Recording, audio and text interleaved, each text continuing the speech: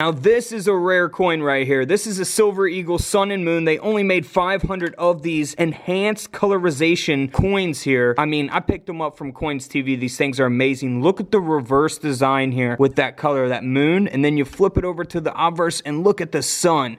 That is just beautiful. I'm loving these things. And look, mine's number 394 of 500. So if you actually open yours, you take the sticker off yours, it'll say void on it. If you don't want yours to say void on it, then don't open yours. But I want to see what number mine was going to be. And mine's at 394. If you get number 1, I mean, that would be pretty cool also. But man, you can actually take it out of the case. This thing is incredible. Pick you up one in the comments below, coinstv.net. If you have a 1962 Jefferson nickel, definitely watch this whole video. We're going to show you what can give these coins a lot more value than their face value of 5 cents.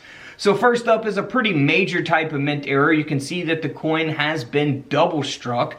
This coin is also graded and authenticated by Annex, a coin grading company, at a mint state 62. A 70 is the best grade or condition you can get. Now this coin ended up selling for $63 at auction, so not a super valuable coin. But let's look at something that you guys can look for on your coins when you're going through coins from the bank, coin rolls from the bank, coin roll hunting, or if you're just going through a bucket of coins that you saved over the years or inherited a coin collection. You want to look for doubling on the reverse of these 1962 nickels. Here's an example of that, of course, that you want to look for that on the lettering of the coin. Now, if you guys want a coin microscope to inspect your coins closely like this, I do have a link in the comments below. Feel free to check that out. That is something that can give your coins some value as well. Now, here is a 1962 Jefferson nickel that was struck onto a defective planchet. So you can see that there at the top of the coin as we zoom in. This coin ended up selling for $33, so it's not a super rare mint error, but it does give the coin a little bit of extra value. Moving on to another defective planchet, 1962, no mint mark, Jefferson nickel. We see the error there, it's not super major. The coin sold for around the same price, $34 at auction, graded by Annex. Now this next coin looks much different, right? Again, a defective blank planchet, but it's much larger, right? So this coin ended up selling for $180. So sometimes the more extreme, in some cases, the more value you can get. It really just depends on the type of error. Moving right along to a very rare error as well. This is where a Jefferson nickel design was struck onto an Ethiopia 5-cent coin. So that is super, super rare. Now, I'm sure this coin got passed up by a lot of people. I get a lot of pictures of damaged coins that look similar to this. However, this is a genuine error. That's why you always want to weigh your coins and inspect them very closely, because this coin here sold for $1,200 at auction. Again, graded and authenticated by PCGS here. Now here is a pretty cool lamination. I do like this lamination. Again, a type of error that you can look for on all kinds of different coins, not just 1962 nickels.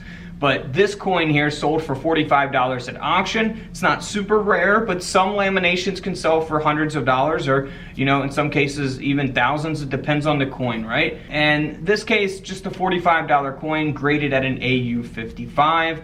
Had it been graded like a mint state 65 or something, could have sold for more money. Now here's something you always want to look for on all of your coins as well. It is a die break, which is also referred to as a cud. So you can see that extra metal there on the rim of the coin as we zoom in there. And this coin sold for $126. So die breaks can take up a large portion of the coin that could be very small like this, or even smaller than this.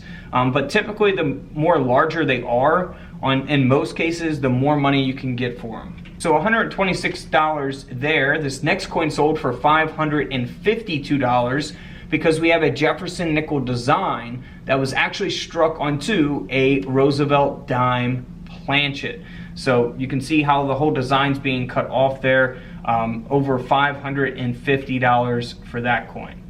And then we have a very rare coin that sold for over $1,000. This is where a Jefferson nickel design was struck onto a 1962 penny. So it's a double denomination, so you'll see both designs of the Lincoln cent along with the Jefferson nickel. One of my favorite types of mint errors.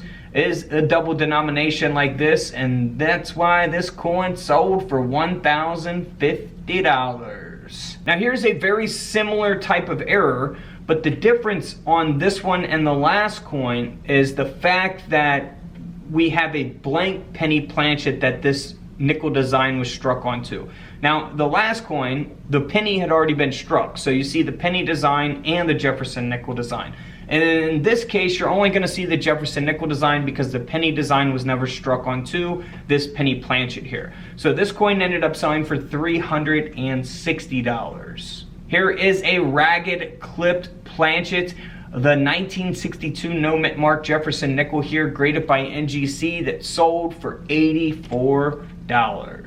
All right, and then moving on to a split planchet here on the 1962 Denver minted Jefferson nickel. This coin sold for nearly $170 at auction, graded by Annex at a mint state 63. So always pay attention to your coins because you never know what you may find out there. We have videos on older coins and newer coins that you guys can look for from the bank or in old coin jars or in an old coin collection that can really make your coins extremely valuable. So feel free to check out the rest of the videos here on the channel. And don't forget to subscribe in the middle. Feel free to check out those videos to the left of me. And until tomorrow, I'll see you guys in the comment section below. This is Couch Collectibles, and this is where I disappear.